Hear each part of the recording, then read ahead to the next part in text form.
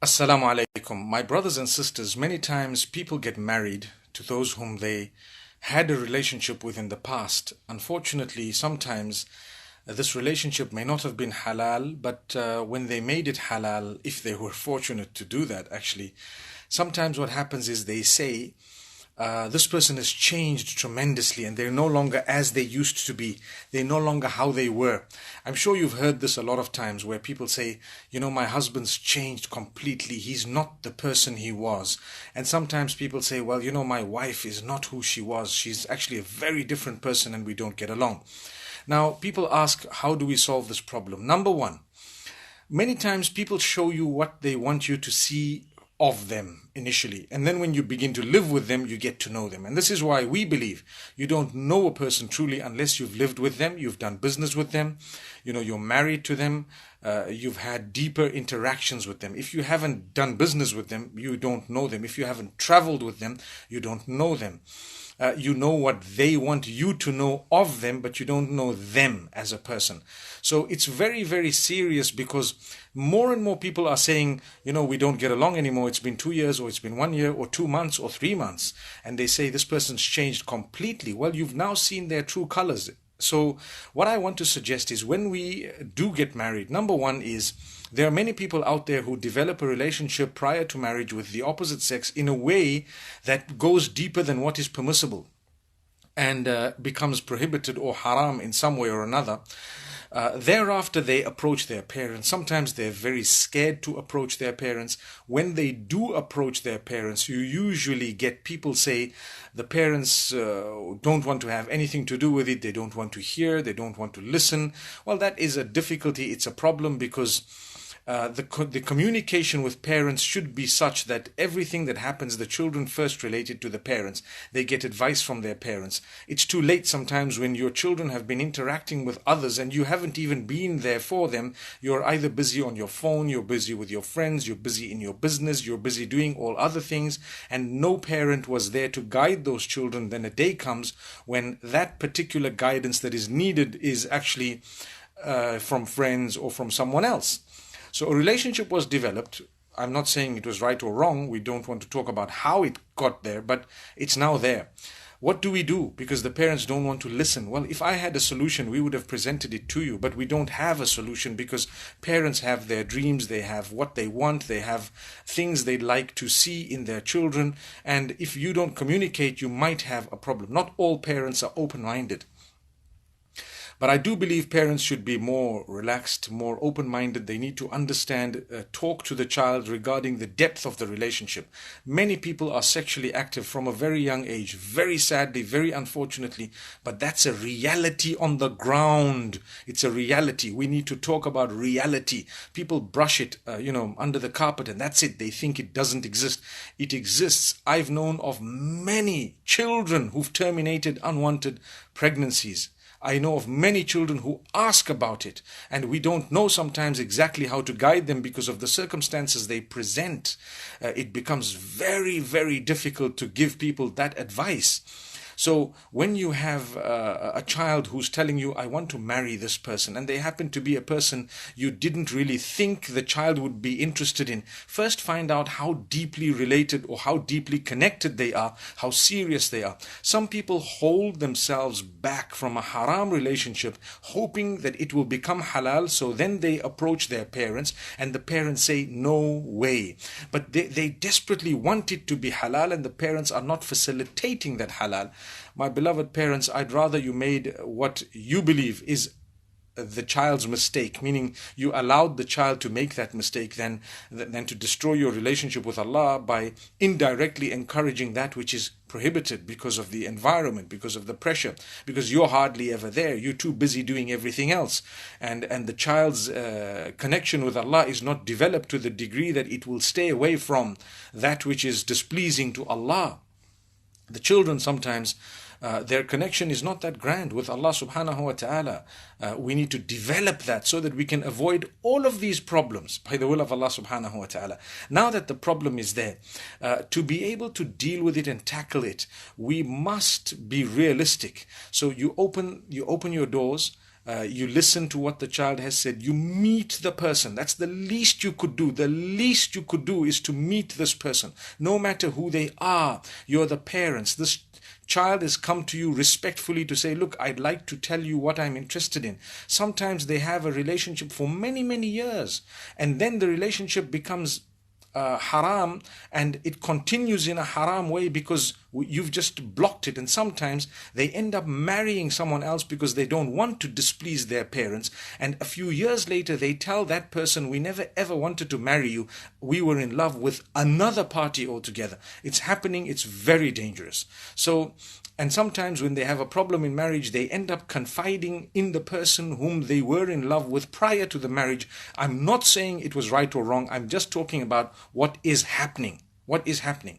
So we have to be realistic. Let your child make a mistake, even if they end up coming back divorced. It's better that you did not displease Allah. You didn't lose Allah in the process. You did not lose your child in the process. You lost nobody in the process.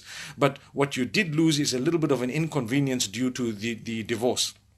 And we normally tell people, you don't have to plan to have children for 2 years at least until you really know each other. There's nothing wrong from an Islamic perspective to hold on having children when there is uncertainty in that marriage, or when you don't know for a fact that this person is the one who's definitely going to be a very brilliant father of my children, because of the factors we face today on earth. People don't like to talk about this, but we need to say it. So to hold back and not to have children for 2 to 3 years is not a bad idea at all, because you're going to bring in children when you don't know the relationship and how it's going to be, and you end up divorced with a child. There's nothing wrong in that happening, but what would happen is the neglect of the child may then make that child one who doesn't actually have that upbringing that it needs from us. May Allah subhanahu wa ta'ala make it easy for all of us. So I was saying, later on you get married, and if you're lucky and your father has heard it, or your mother or your parents and your family have supported you, they've been kind enough, then you end up getting married, and wow, this person's started swearing. I promise you, swearing, come on, you need to respect each other. Please mature. No bad words from your mouths. I promise you, as a Muslim, you work on your tongue. As a human being, you work on your tongue. You make sure that you know how to use it. You make sure that you don't use bad words. You don't say that which is abusive and hurtful to anyone, let alone your spouse. And charity begins at home. Your children will watch you swearing and screaming and yelling and shouting and even becoming physical, which is unacceptable. So my brothers and sisters, you need to know, if we don't mature and develop ourselves, we're in for a high jump. As they say, we're in for a shock. Because the person you've married, when they disagree with you sometimes, when they might tell you something that was a correction regarding what you've done, don't feel bad and don't say, right, that's it, I've fallen out of love with you. It's not like that. You're in a sacred relationship. And this is why people say, make sure you marry the right person. It doesn't mean that you just, oh, I like this guy, he's in college and whatever, and that's it, and your eyes are closed, and it's such a bad crush that you don't even know the qualities you're supposed to be looking at in order to get married. And that is, you look at their relationship with Allah, their relationship with other people, meaning the character and conduct. You look at sometimes the way they are, their habits, all of that falls in character and conduct. So those are the two things. May Allah subhanahu wa ta'ala grant us ease. Sometime later you find, oh, this person's not who I thought it was. You know why? Because shaitan is now doing the opposite of what he was doing prior to the marriage. So before marriage, shaitan wants you to commit the sin. So he keeps beautifying what is not beautiful to one another. You commit the sin again and again. And then when you get married, shaitan now wants you to commit a sin with someone else, or he wants to break that relationship because it's halal. Immediately he starts doing something else. And what is that something else? He starts showing you the bad of each other. He starts making you fight. He starts making you dispute. And the best person is the one who knows how to respond at a time of crisis. So when you have a crisis, when you have a problem in the home, you need to know how to deal with it. Look at each other with the eyes of affection, not the eyes of lust, but the eyes of love. And yes, you will be connected to your spouse in the deepest possible way. That doesn't mean that You will be displeasing Allah subhanahu wa ta'ala through that connection. It's a halal connection. You need to make an effort to actually earn the reward of Allah that is over and above what you're used to. May Allah subhanahu wa ta'ala make it easy for us. You see, when you have a relationship and you're married, without an effort, you're not going to get anywhere. You need to make an effort, a very, very great effort to understand who this person you're married to is. A human being, a loving person, also a child of loving family, and friends they have relatives, they have a situation they have. Be sensitive to what they are sensitive to. Try and be understanding, try and be a little bit broad-minded. Yes, if there are things that mutually hurt you or you don't want them, you can communicate in a beautiful way. But to be honest, we don't need to become hurtful. Many people, the problem is either the bad habits. They go out every day with their friends and they don't have any idea, or they don't even want to think about the fact that they're married, and they believe, now that I'm married, it's okay, my spouse may just sit and wait for me. That's not it. That's not how it should be. Why do you keep on with your friends after that marriage the way you were prior to the marriage? That's not correct. Some people waste a lot of time in front of the TV. Most people waste a lot of time with their phones. So you're at home. Yes, you are at home, but you're sitting on your phone. Why? You can put that phone away. Look at your spouse, smile, make it a romantic evening. The tea, the coffee, learn to help a little bit here and there. I'm talking of both ways. We're not talking of any one particular spouse. We're talking of both ways. Some people want to go out with their friends every day. Some people don't. Some people are never there, but when their spouses want to do something, they are quick to object, to say, no, you're not allowed to do this. You can't go here, you can't go there, you can't do this, you can't do that. Come on, it should be a give and take. You need to have a loving relationship. It shouldn't be a push and shove relationship, but rather a give and take relationship. So this is why I say, when things have gone wrong, learn to resolve them. Learn to prove that you are definitely better than the person they thought you were prior to marriage. That's a true mu'min. You marry someone and you end up finding out more good qualities of them. You end up finding out how great they are, how they suppress their anger sometimes, how they don't even show it to you, how they are so considerate of your opinions. And it happens two ways, not one way. How they're trying to please Allah, secrets that they have that are so beautiful in terms of how they help people and what they do. All this is found out later. Wow, this person's actually better than I thought they were. And as time passes, we need to progress. We need to become better people. We need to actually, improve ourselves. And that's with an effort. It's not just going to come like that. I see many young people are not interested in improving themselves. I mean, if you're smoking cigarettes, you're supposed to try and give up, because cigarettes is a bad habit. The whole world acknowledges that. And don't just replace it with something else and say, no, I'm allowed to do a shisha, I'm allowed to do this and that. My brothers and sisters, that's a little example. But people are on weed and they don't mind. And they're saying, you know what? There's nothing wrong with weed. I think my next session will be on weed. My next live session, inshallah, will be on weed. Perhaps tomorrow, if possible.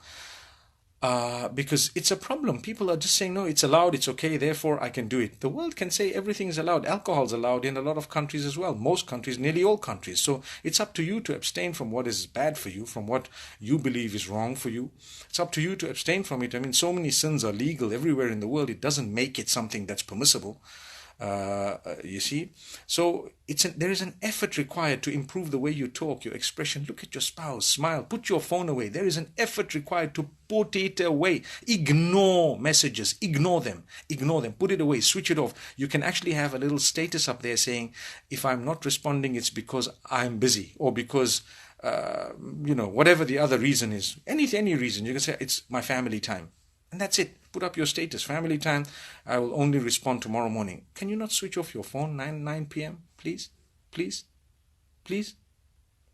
Inshallah you can. May Allah subhanahu wa ta'ala grant you goodness and open our doors and grant us happiness. I don't like it when situations are such that people say they're not who they were. I mean, why?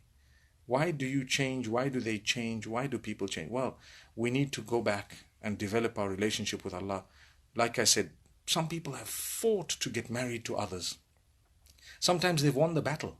And after they marry, they find, whoa, Imagine I struggled so much to come into this. Is this what I fought for? And then they don't know how to face their parents because their parents were against it anyway. And then they're vindicated. So this is what it is. We need to make sure that we try our best, inshallah, to develop the relationships and to solve the problems and to, like I said, your character as well as your connection with Allah. Very, very important. I believe those who don't have a relationship with their Maker, very difficult for them to have a beautiful relationship with others because the two come hand in hand. In fact, one comes before the other. And we ask Allah subhanahu wa ta'ala to make us more conscious of it. Barakallah feekum, inshallah. Tomorrow, talk about weed. Assalamu alaikum wa rahmatullahi wa barakatuh.